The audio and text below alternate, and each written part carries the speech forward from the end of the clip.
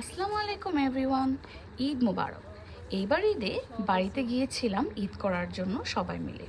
গিয়ে দেখলাম আমার ফুপু শাশুড়ির বাগানে বেশ কিছু টমেটো হয়েছে, আরও অন্যান্য ফসলও হয়েছিল, ভেজিটেবল হয়েছিল, কিন্তু আমার কাছে টমেটোটা খুবই অ্যাট্রাকটিভ লেগেছে।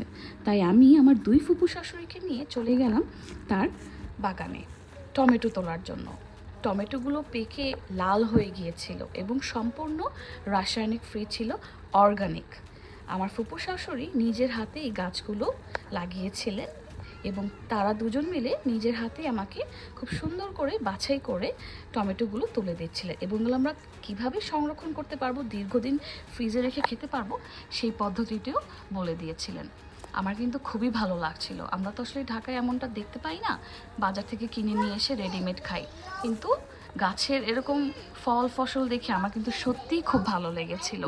আর টমেটোগুলো কিন্তু খুবই ফ্রেশ ছিল, মাশাল্লাহ।